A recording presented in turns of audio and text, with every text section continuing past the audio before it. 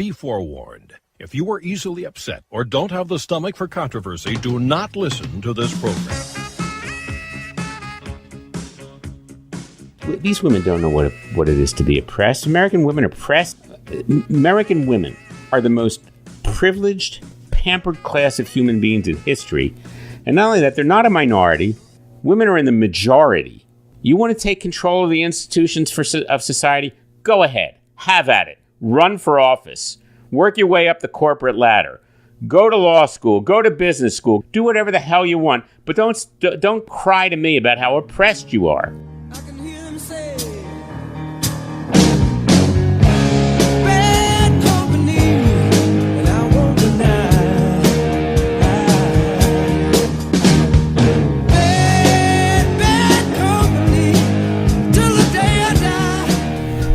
Okay, this is The Decline and Fall of America, formerly known as the Jim Greenfield Show, starring Jim Greenfield. Unselfishly dedicated to my own self-aggrandizement. My guest is Morgan... Darn. Wait a minute, I got it. Where is it? I thought I had your name written down here. It's Morgan Kempema. Van Kempema. Van Kempema. I knew that. Totally. I'm going to edit that. I'm going to edit out the stammering. Why? That's how I went through school. I can't edit out the stammering because then I'd have to also edit out the thing where I say I'm going to edit out the stammering. Right. That would just... Don't want to do that. Quote of the day. The surest way to destroy the basis of existing society is through debasement of the currency. And the process is accomplished in a manner that not one man in 100 can understand. John Maynard Keynes. Which, of course, is exactly what's happening. And John Maynard Keynes was an expert on that because he's the one who came up with the economic theory which maximizes the debasement of the currency. Well, then he would know. He would know. And he did know. And he did it anyway. Anyway, our first topic comes to you from the Bureau of Man-Hating Feminists. And I'd been talking in a previous segment about, one feminist author. There's another one I wanted to mention, Brittany Cooper of Rutgers University, Women's and Gender Studies. Oh, and Africana Studies. Women's Gender and Africana Studies. I remember back in the days when we studied history and philosophy, economics, language, science, but now we have women's and gender studies in Africana. What is it? I learned to write cursive. You got a problem about that? It's just not something they do now. A lot of things they don't do. But anyway, so she wrote a book called Eloquent Rage, A Black Feminist Discovers Her Superpower. Why is rage considered a superpower? I don't know, but they certainly have a lot of it, don't they? And I was... I have rage, but... Is it? I don't know that... You don't want to be married to someone with rage. Right. You don't want to be around Hulk all the time. Yeah. I tell you, I feel like these women are trying to foment rage. It's not like they just naturally feel rage. They're trying to get enraged. They work at it. They're constantly looking for things to be offended by, and then getting offended in a way that's out of all proportion of out of all proportion to the alleged offense. From your point of view. Well, whose point of view did you think I was going to be expressing here, Morgan? Well, I thought maybe express somebody else's point of view. That perhaps it is exactly the amount of rage that's appropriate from their point of view. I mean, well, what does that mean from their point of view? Well, I just don't think it's anybody else to judge. Oh, really? Appropriate emotional response. I see. Whether it's too much. I see. So in other words, if the level of rage reaches a point where you're throwing bricks through windows, would you say, well, that's just, who's to judge whether that's the appropriate level of rage? I don't think it's an appropriate behavior, but... Suppose they're throwing the bricks... I'm not talking about, their actions. I mean their emotional state. How you choose to show your emotional state and act well in that emotional state, I think is different than the emotional state itself. Because people can be enraged and not throw bricks through windows. I'm telling you, they're working at it. What about incels then? They're not.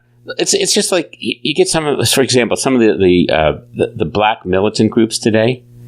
They're feeling far more rage than their great-great-grandparents who were slaves felt. What about Where's all this, the white militant groups?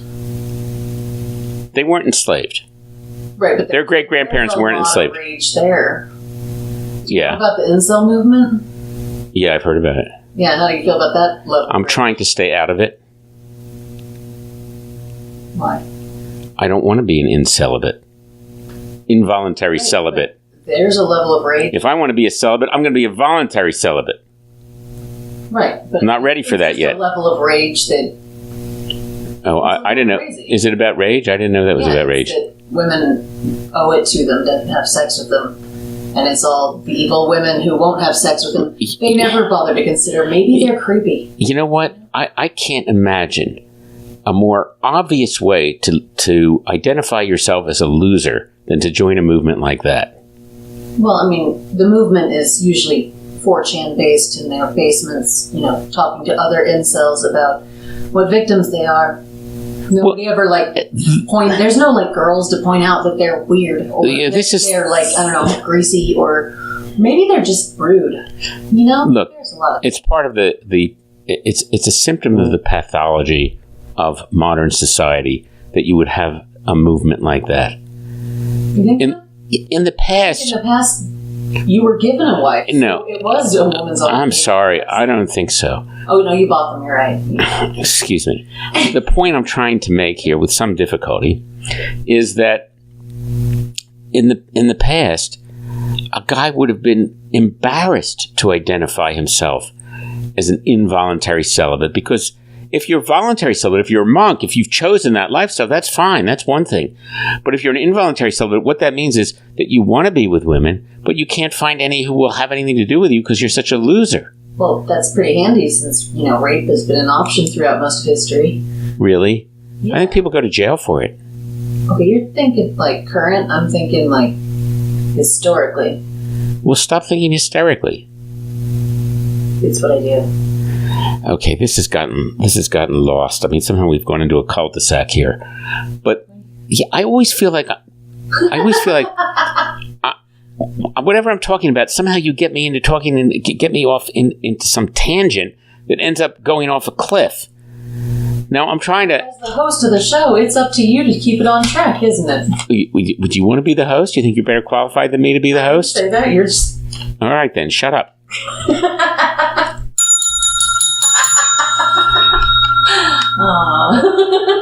But seriously, I really don't understand where all the rage is coming from. So I'm not sure that all this rage makes sense. These women who are complaining about how oppressed they are. Now, you, to your credit, in the previous segment, said that you're not really feel like American women are all that oppressed. So I'll give you, you're more rational than a lot of these feminists. But keep your mic close to your mouth. I don't know. I feel like I need to be specific about it. I don't know that oppressed is necessarily the right word. I don't think it's necessarily the wrong word either. I think there are definitely inequalities that could be categorized as oppression. I think it's better than it has been in the past, certainly, but it could still use words. I'm really disappointed. I was looking for a raging feminist to come out, Sorry, I'll try to get more in touch with my angry. Like somebody who sounds more like Elizabeth Warren. Right, because you need that so that you can point out how crazy she sounds, and then she does. I'll tell you, I don't think Elizabeth Warren is ever going to be president. She's going to remind every guy of their first wife. She'll never make it. But anyway, she seems like, permanent PMS to me. Everything comes out of her mouth. It's like a multiple of 10 times the intensity of what's really appropriate. But in emotional content. You don't get to decide. Yes, I do. Okay, Jim. You don't get to decide. I do. It's a lovely bubble you live in. Yeah, it's not a bubble. This is my show. I can say whatever I want. It's a bubble. Call it what you like. In any case. Fine. You're allowed to have your safe space. This is the point I'm trying to get to. It sounds so absurd to me to hear these feminists complain about oppression. I mean, to me, oppression. Yazidi women were raped, multiple rapes, and forced into sex slavery by ISIS over a period of years. And I think there's a woman author, Naomi Irad. There were no American women who were raped or forced into sex. I'm not saying that. Okay. But this is commonplace in the Muslim world. Naomi Irad, I think is the name, won the Nobel Peace Prize for speaking out about this. Older women were murdered by ISIS, and this is oppression of women. Stoning women to death for adultery. That's oppression of women. Honor killings under Sharia law. That's oppression of women. Female genital mutilation. That's oppression of women. Trying to kiss a woman is not oppression. Telling a dirty joke. Wait, go back. Here, let me finish my rant. Okay. Yeah. Trying to kiss a woman, that's not oppression. Telling a dirty joke at work, that's not oppression. Asking a woman on a date, not oppression. And the presumption of innocence for accused men, that's not oppression either. If the Kavanaugh hearings really brought this to a head. The presumption of innocence when a man is accused of sexual impropriety, that's not oppression of women. So, I'm sorry, did he come across as innocent to you? Well, it's not for me to decide. Okay, we decide. We have a way. See, in America, we have a mechanism for deciding guilt or innocence. It's called trial. We have trials. I don't judge. I don't come to conclusions about a person's guilt or innocence based on watching them on TV for 5 minutes. Sorry, that doesn't work. Certainly, a Senate Judiciary Committee hearing is no place to determine guilt or innocence. Those things are circuses. They're totally politicized. They have nothing to do with finding guilt or innocence. Aren't they? Yeah. So, but my bigger point here is that these women don't know what it is to be oppressed. American women are oppressed. I mean, to me, this is just it's utter nonsense. American women are the most privileged, pampered class of human beings in history. And not only that, they're not a minority. Women are in the majority. Women are in the majority. You want to take control of the institutions of society? Go ahead. Have at it. Run for office. Work your way up the corporate ladder. Go to law school. Go to business school. Go to medical school. Do whatever the hell you want. But don't cry to me about how oppressed you are. It's preposterous. Is it? I wouldn't have said it was if it wasn't. I just said it is. I think perhaps you have a narrow point of view. I do have a point of view. I admit it. Narrow was the specific.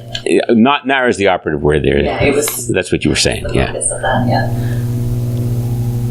yeah. Women, you're the majority. If you wanted to, you women could vote yourselves into public office.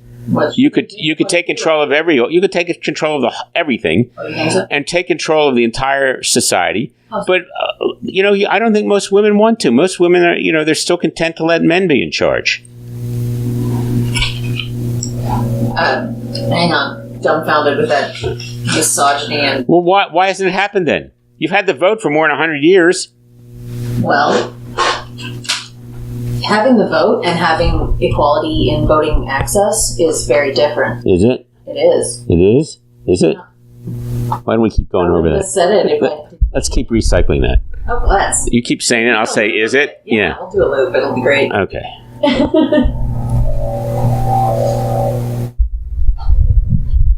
Just having the vote doesn't give all of the power. It does certainly increase the power that a person has. However, voting equality has been an issue, especially in the most recent election. I mean, how many voters were denied registration or removed from ballots? Who removed them? Georgia. What was the guy's name? And what about that woman in Broward County, Florida? She's the elections commissioner there, right? Yeah. So you're saying she took the right to vote from other women? Did I think I said Georgia, not Florida. I said Florida. Yeah, well, I didn't say Florida. I didn't say Georgia. So I didn't say that she took votes from women. You said that. I was talking about... No, I didn't say she took votes from women. Florida. So it's obvious she didn't. One north. It's obvious why women are all like... Thanks for the geography lesson. I like to help, you know. That was Alabama. It's to the west. Okay, whatever.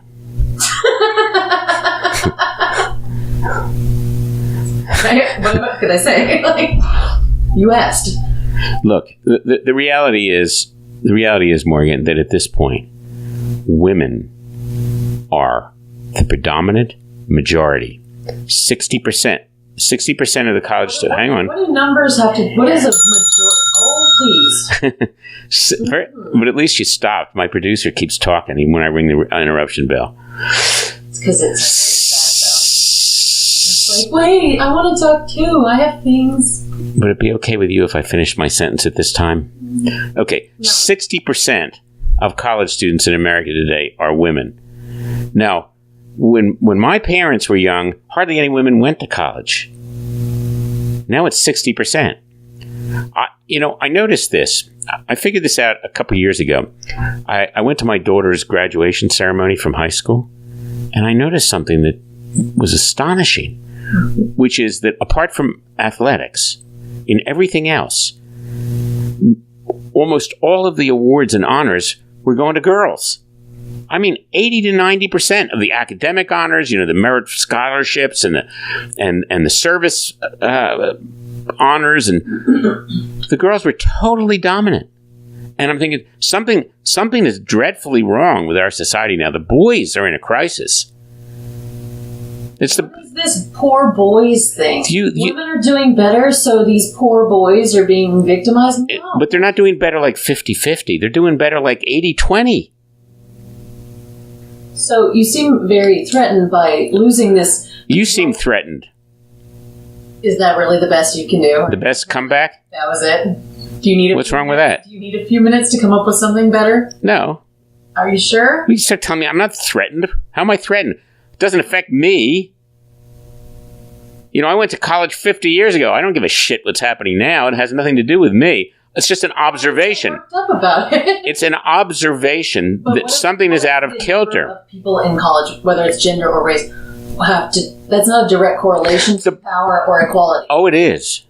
Totally. Because college... They all have equal debts. College is a pathway to success. Right. College, I don't have the numbers at my fingertips, but college graduates earn substantially more than non-graduates. True. The elites of this country are run by college graduates. You're right. Business corporations, government institutions, nonprofits, everything is run by college graduates. More and more women are graduating college. Fewer and fewer men are graduating college. So don't tell me how oppressed you are. You aren't oppressed. You are not oppressed. You women are not oppressed. I didn't claim to be oppressed. All right. So quit yelling at me. I'll yell at you if I want. I'm yelling at you in a friendly way. I'm not mad. Whatever. I'm sorry. Anyway. Go ahead. I'm sorry. If that's the best you can do. No, go ahead. Hey, you did say to me when I said you're threatened, you said to me, that's the best you can do. Right. Well, it's kind of insult. Keep your mic close. I made you feel weak and you're a threat. You did not make me feel weak. You're incapable of making me feel weak. I'm sorry that you've made yourself feel weak. I haven't made myself feel weak. I don't feel weak. Threats? No, you don't understand who you're dealing with. You really don't. Oh, please. I have very high testosterone levels and unbounded self-confidence unaffected by lack of actual achievement. You think that's unique in the male species? I didn't say it was unique. Who said anything about unique? That I didn't know who I was dealing with? The point is, you're saying you're attempting to insult me by saying things like that I feel threatened and that you made me feel weak. I was joking. Sorry. You sensitive much? Oh, okay. The only way you could make me feel weak. Okay, I'm going to go ahead and say it. no filter here. The only way you can make me feel weak is I do feel a little bit weak after sex. Well, that's normal. Yeah, that's... But usually I just go to sleep and it's okay in the morning. Well, that's good. Glad you worked a pathway through that. It's okay. Maybe that's men's oppression. No, it's... if it comes... Do you think that if something comes from God, that we can call it oppression? I'm having a hard time with the coming from God thing. Okay, if men and women are designed differently by nature, you call it God, call it nature, whatever you want to call it. Men and women are physically, physiologically, and emotionally different. Our brains work differently. Our bodies are different. If as a result of that, there's a certain type of inequality between the genders, and it's physical, it's innate, it has to do with the way we're born, our physical makeup. Can you call that oppression? Is that oppression? I think your focus on physical strength being the thing that makes a male superior. I mean, really, all it takes to make a species that reproduces sexually is male-female. That's a different set of chromosomes that may, whatever. So why are they different? Why are our brains different and our physiologies different? Yeah, I didn't say physical strength. Well, you said that. You said that. No, you said that he was superior. No, I said that mental, physically, physiologically, we're different. Right. And if that produces inequality, and I didn't say because of physical strength. Well, look, you remember maybe several years ago, maybe you remember this. The president of Harvard, Lawrence Summers, who had been top economic advisor to President Clinton and then became president of Harvard, he lost his job for daring to ask the question whether the reason that almost all scientists in history have been men might have something to do with the difference in male and female brain. He didn't even take a position on it. He just asked the question. And that was considered so offensive and so outrageous that they demanded that he resign. And he did. I don't know anything about that specifically. But that's the state of America today. The political correctness. You can't even express an opinion or not even express an opinion. You can't even raise a question. But the point he was making, just suppose. Now, I'm not, we don't know this for certain, but suppose that they were to do research and they would discover, men's and women's brains are structured differently and they have different aptitudes and different sets of skills. And men have a better aptitude for math and science. Suppose they found that is genetic and it's gender connected. And as a result, would you say, women are oppressed by God because God made their brains different? Is oppressed the only thing anybody can be? No. Okay, so that's kind of where I would stand with that. Okay, then. Because being different does not necessarily make you oppressed. But exactly. The unique attributes of males and females, I think, vary widely, first of all, because there's not really just a male-female. It's never that straightforward. That's just not how things work in nature. What do you mean? Well, I mean, if you want to get down to the chromosome levels of gender, we can do that. Go ahead. I think there's 28. I could be wrong, but I know there's quite a few genders. 28? The chromosome, yeah. 28 genders. Maybe it's, I don't know if I'm using gender or sex. Where'd you get this from? It's science, my dear. That's science. It is. Okay. Have you ever heard of somebody who has a triple X chromosome? I heard of stuff like that. Yeah. Or an XXY? Still, that's not 26. Look. No, that was 3.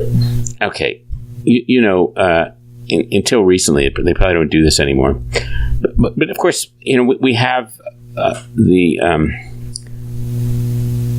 do you call it when a woman gets pregnant? No, when a woman gets pregnant now, they can tell you what the gender is by not ultrasound by About how many kids?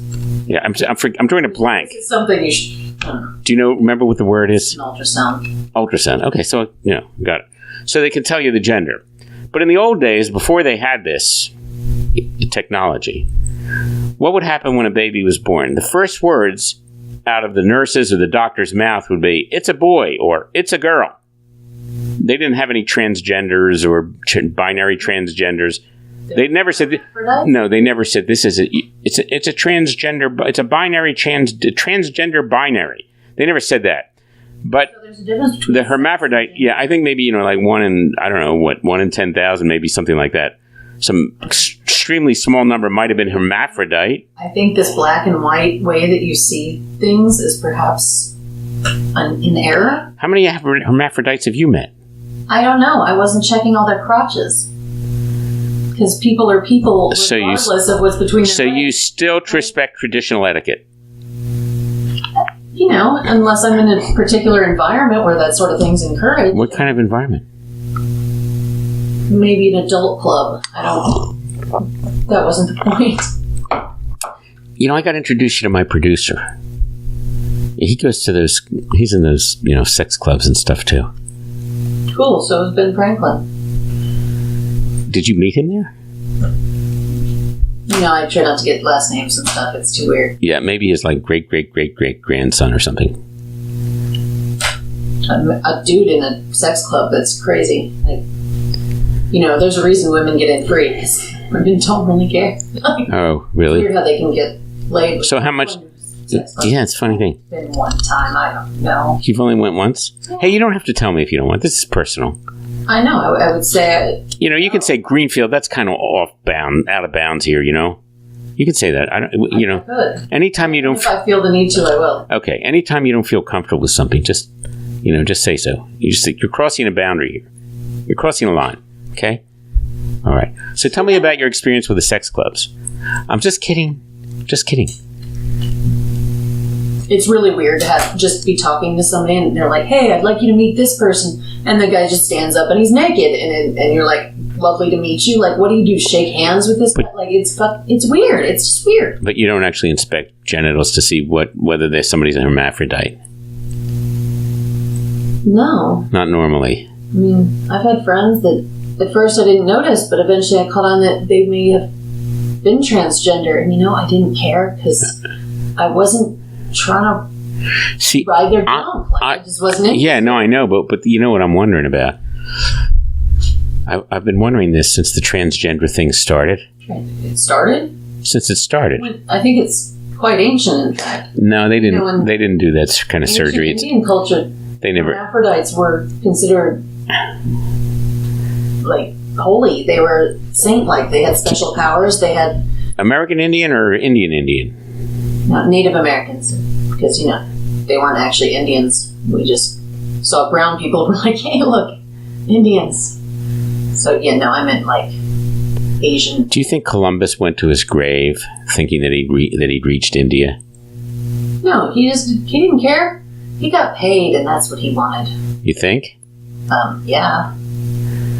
Well, never mind the whole smallpox thing. That was inconvenient. My God, just I mean, all the left wing dogma talking points coming out here. I forget. Is that what we're calling? No, let me circle back here. Oh, please. What were we talking about? Oh, Lord have mercy. Women being oppressed and the different genders and how sex and gender aren't the same things. Okay. You look very confused. Me, Jim Greenfield, confused? It's not possible. So, anyway, the point is that women, far from being oppressed, are the majority. And the thing that's troubling about all of the rhetoric that seems to be escalating from the radical feminist movement and the radical left altogether. And I draw a distinction between left-wing economics and left-wing social issues. I mean, the economic thing, the socialism and communism, that's been around for hundreds of years. Hold on. Communism is now leftist? Yeah, socialist, communist, progressive, it's all the same. But no, it isn't. It is. But the point is... Oh, Lord have mercy. Okay, the main point here, we can talk about that. But the main point is that you've got these new social leftist ideologies that have only grown up in the last few decades. And you're on the cutting edge of that. You know, when you start talking about 28 genders and binary and all this stuff. That's science. That's not. You call it science. The science is science. It's not what I call it. Is it science that a baby that's born with either male genitalia or female genitalia isn't really male or female? That it's whatever that person decides to be later in life? Is that science? Is that your idea of science? There's a difference between sex and gender. Sex is something you do. Gender is something you are. Sex is what organs you have. No, that's gender. No. Sex is your chromosome. Sex is an act. Something you do. Engage in sex. That's sexual intercourse. Or it's not the sexual intercourse isn't the only form of sexual activity. Sex and gender are different. That isn't science. That's your new leftist wacko ideology. That's not. Don't confuse that with science. Concepts that involve. I've heard scientists who say that that's all a bunch of bullshit. Cool. I saw one. I forget his name. He was on TV. He'd written a book about it. Oh, good. No, he had good, strong credentials as a scientist. He said this is all nonsense. He agreed with you. But the point is that you can call confirmation bias. You throw in all this rhetoric around, but the point is that if you have a certain ideology and you want to make it sound like it's a fact based and that it's something you can't argue with, you can't disagree with it, you call it science. That's how you people argue. You do the same thing with global warming or any other so-called scientific issue. So what I'm saying is that if what makes something science to you? Science, it's objective. It can be verified by scientific experiment. That I'm saying are also objective and verifiable. Then will you get up that whole rhetoric thing? Let's hone in on my question to you. Right, because that's somebody. Let's just take for example, a baby is born with male genitalia, normal male chromosomes. Okay, testosterone. Growing up as a boy physically into a man. But at some point, when he's, I don't know, could be any age, 9, 10, 11, 12, 14, 18, whatever, he's decided for whatever reason, I'm not really a boy, I'm a girl. Okay? Now, are you going to say... are you going to tell me that... saying that his organs aren't... Right. But are you going to say that as a matter of science, he is a girl, not a boy? Sex and gender are different. So his sex is still male as long as he has his male organs. But he can feel however he feels. I didn't say he can't feel how he feels. Is he a boy or a girl? If he feels like if he identifies as a girl, then he's a girl. Oh, I see. He still has male sexual organs. Okay. They're not the same thing. I want to tell you something. I'm only 20 years old. I know my body has been here for 70 years. But I'm only 20 years old because I feel 20 years old. There's actually a man. There's actually a man who's suing right now. Yeah, I know that. I know. So is that right? And by the way, I'm black. I'm not really Caucasian. I'm actually black. So is that correct? Those are. If you identify. And I'm else, I'm also. Identify as yeah, I know. I'm 6'2". I'm 6'2". You know. Cool. I'm whatever I choose to be, right? No. No, it's saying that you feel like you identify more as a female. Now, that doesn't mean you're making a lot of. No, I'll give you females. It's almost like you're offended that a man would want to be. I'm not offended. Well, then why do you care how he feels? I'm not talking about how he feels. Yeah, you are. No. If he feels like... I don't care how he feels. He feels womanly inside. Look, I don't care what some idiot wants to feel. It doesn't matter to me. See, now he's an idiot. He is. The point... You were offended. I didn't say I was offended. I said he's an idiot. I'm not offended by people being idiots. There are millions of them. They're all over the place. The point I'm trying to get to is that we have a word for people who believe that there's something that they aren't. It's called delusional. Now, that's scientific. Some call it hope. It's not hope. It's a delusion. If somebody's poor and you tell them to pull themselves up by their bootstraps, you call that hope and hard work. But it's delusional when it doesn't fit your... Because you can change that. If you're poor, you can change yourself to become rich. If you're rich, you can change yourself to become poor. Those are things that are changeable. But look, let me try to hone in on it this way, okay? Please. If a man today goes to a doctor and says, "Doctor, I know I look like a man, but I feel like a woman, and I want you to use medical technology to turn me into a woman." Okay? Doctor says, "Fine, we'll give you hormone treatment. We'll start giving you estrogen. And then after that treatment advances, we'll perform surgery. We'll create false breasts. We'll remove your male genitalia. We'll do surgery to create something that looks like female genitalia. And then you'll be a woman." Okay? Now, I don't know that it's not that you'll be a woman, but your body will look the way that you feel it should look. That's right. And they call that gender reassignment surgery. They also call it plastic surgery when it's on other parts of your body. Exactly.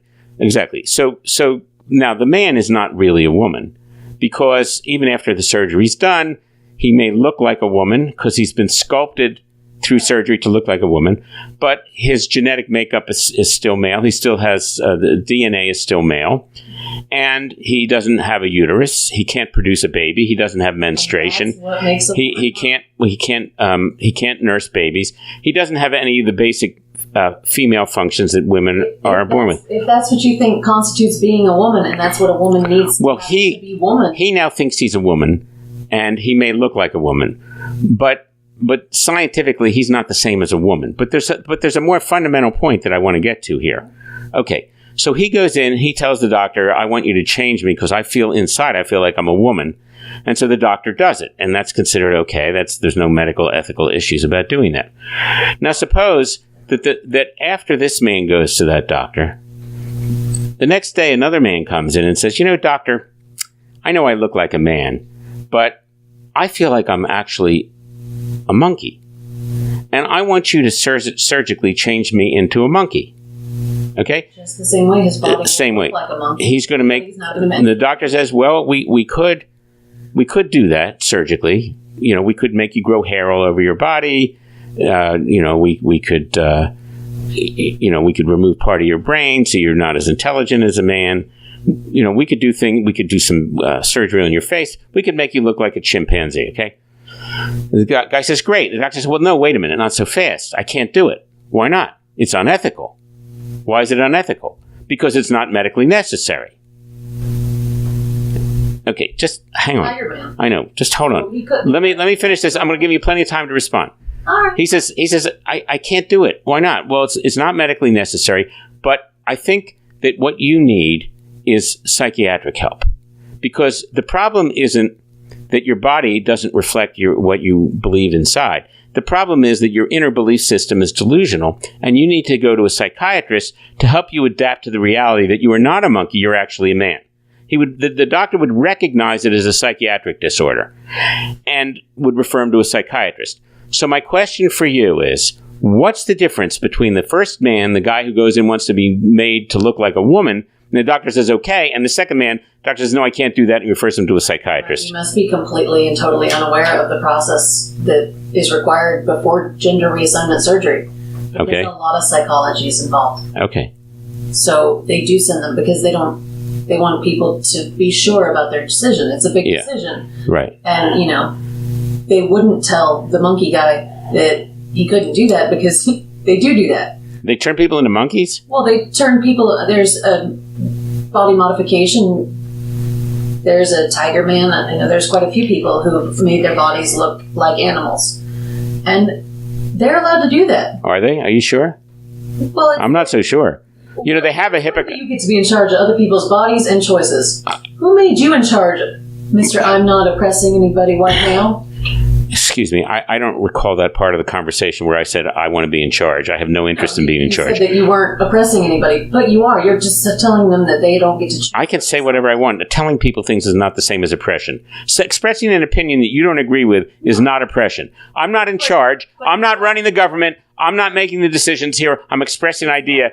That is not oppression. No. And I think part of the problem coming out of the left these days is that they think that anything they disagree with is oppression. No. Yeah. But okay, so that's another issue. But let's get back to your point. First of all, are you sure that that everybody who goes and wants gender reassignment surgery, transgender surgery, to have their genitals removed and have them carved out to look like a different gender, are you sure that all of them are referred for psychiatric care first? That is part of the process. In every case? I cannot. Is that required by law? I believe it is, actually. Where? You know, you gave me these topics last. Okay, I don't know. I've never heard of this before. A few more minutes. But let's suppose that it is done sometimes, maybe all the time. I don't know. I don't know if you know either, but maybe it is done sometimes. But in any case, if at the end of that process, the person still wants to go ahead with the gender transfer surgery, they can do it. Okay. So, but the thing that my argument would be that should be illegal because of the Hippocratic Oath. Doctors are supposed to do no harm. Take that. Performing unnecessary surgery. Breast enhancements is an unnecessary surgery. I don't see you getting all up in arms about bigger boobs. Believe me, I'm against it. I think it looks awful. No offense. I hope you didn't have that done. I don't mean to offend you. I wouldn't let my wife do that. Well, you wouldn't let her. Exactly. But yeah, sorry. I realize that these 1950s ideas must be terribly just letting your wife awful to you. because you get to decide for her. Yes, but the point is. Never mind. Let's move on. But the point is, if you go to a doctor and say, Doc, I really don't want to have a left arm anymore. Doctor says, no problem. $10,000, I'll cut your arm off for you. This is unethical. It's a crime. It's called mayhem. Removing another person's part of another person's body is mayhem. That's the definition of mayhem. It's a felony. So why are doctors allowed to remove somebody's genitals? Some poor guy comes in, he has a psychiatric disorder that causes him to think that he's a different gender than he is, and the doctor says, okay, well, I'll perform mayhem on you if you pay me enough, and takes advantage of this poor, mentally disturbed person. To me, this is very wrong. You're very much assuming that they're taking advantage of him. There is a minute. You're getting his money. You're getting paid to do it. People rent. I give them something in return. I don't take something from them. In return too. I charge rent because they get to use my house. I don't charge them rent for cutting off their penis. But how is that comparable? What if they want it gone? Then they got a service. They need exchanging funds. They need psychiatric help. These people are seriously disturbed. Just because you don't agree with them doesn't. So it's not that I disagree with them. They are severely disturbed people. They're severely disturbed. Somebody who wants to do that. Ignorant. Not. Just because you told me that you're not, you definitely are not. Well, just because you told me that I am doesn't mean that I am either. I think you have a tendency to believe that your opinions and your views are right. Yes. And nobody else's. And Morgan, I got a question for you. What? Do you know anybody who thinks that their opinions are wrong?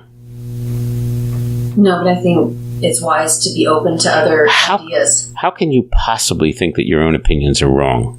But if you think out information that only reinforces your opinions, it's a good way to be wrong. But don't you see? Right. Don't you see the logical paradox there? The logical paradox. You should be open to new information. And I'm not talking about that. I'm saying if you say, oh, I was accused of having a narcissistic personality disorder because I always think I'm right, and my response was, well, how is it possible to not think you're right? Because if you start thinking, oh, I'm not right, then you don't think what you thought anymore. If you say, I think X, so you think you're right, that X, and then you say, well, no, X isn't right. Now you don't think X anymore. So it's impossible not to think you're right, because as soon as you start thinking you're not right, you don't think the same thing anymore. Now you're thinking something else, so you think that that's right. Everybody always thinks they're right. We can stipulate to that, right? I agree with that. I'm glad you came around to my way of thinking on this. Totally. Okay, then. Confirmation bias is real. Yeah, what does it have to do with Israel? We weren't talking about Israel. You just said Israel. Confirmation bias is real. It's in every country, not just Israel. Are you anti-Semitic? You want one of these like lefty Palestine hearing aid turned on? Dear Lord. Look, I don't have an I was using big words again. I don't have an earring raid, okay? Maybe you should. They're quite fashionable for folks of your age. So,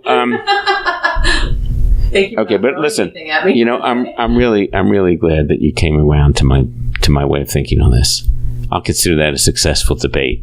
I'm glad your standards are low. Yes, when I'm debating somebody and they come over to my side, I think, okay, I did my job. You know, I don't think I even need to say anything to that. No, you know what? That was pretty. You know, look, hey, you know what? I know the truth here.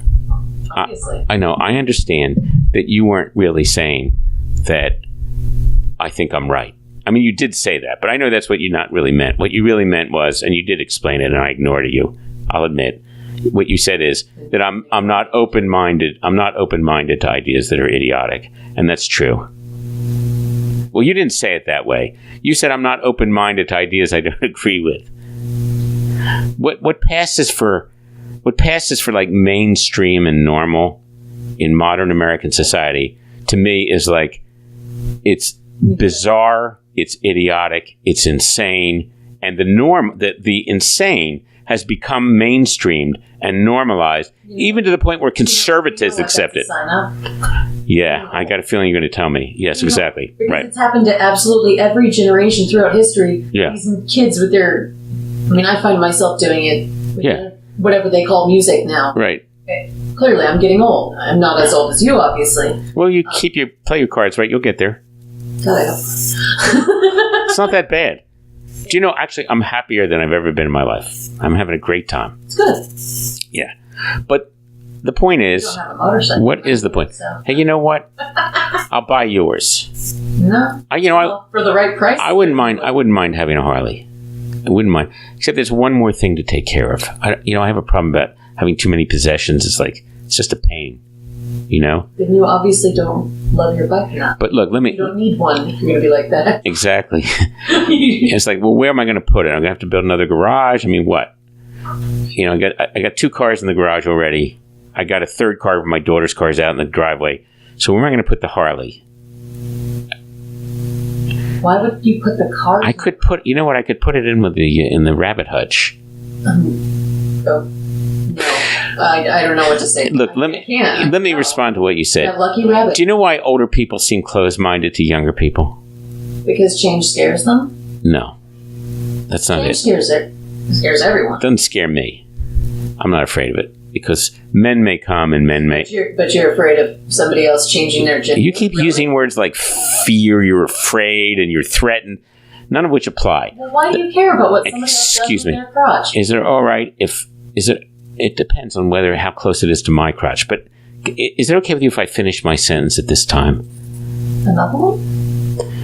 This is really not going to sound apropos. It was right at the moment it's gone, but I'm going to say it anyway. Men may come and men may go, but I go on forever. And in case you're wondering where that comes from, it's the Bhagavad Gita. But in any case, it's ancient Vedic literature. It's an eternal truth. Men may come and it's very profound. Men may come and men may go, but I go on forever. But the point I was trying to make is that the reason older people sometimes seem closed-minded is because somebody comes to you with some idea or, some proposal, and in the first 5 seconds you say, no thanks, I'm not interested. And they say, God, this old guy is so closed-minded. Giving them a chance. No, you're missing the point. Of course, it's not you're missing the point. You haven't heard the point yet. The point is, it's like you've heard the same shit 100 times. You don't need to hear it again. You heard it when you heard it 30 years ago. It was like, oh, well, let me think about that. Then you figured it out. You don't need to hear it again. It's like, okay, yeah, I know what this is. Not interested. I don't believe in it. It's bogus. So it appears it appears closed-minded, but it's just that the mind filters. It's a mechanism. What closed-minded is, though? Closed-minded is refusing to bring in new information. It's not some guy telling you something you already know. It's that guy refusing to listen to any new information. So he keeps saying the same thing, even if it's not really accurate anymore. Yeah, what's that got to do with me? So I listen to you. And you go on forever. I go on forever. But the point is, I should probably stop the show right here. We stop with the words "I go on forever." Edit everything that comes after that. But I can't help myself. And there's editing later. You see, if you want to be a good debater, you have to listen very carefully to what your adversary is saying, so that you can refute the arguments. So I do listen. It's just that I think you're full of shit. Oh. No, don't take that personally. You're allowed. That's No what offense. debates are. Yeah. Isn't that the whole All right. point? So we'll end it with full of shit. Oh no, you said something afterwards. Ah, ruined it, didn't I? That's okay. Wait a minute.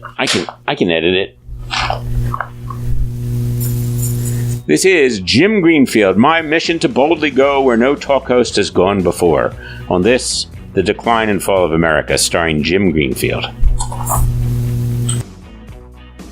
You're welcome for listening to another brilliant installment of The Decline and Fall of America starring Jim Greenfield, formerly known as The Jim Greenfield Show.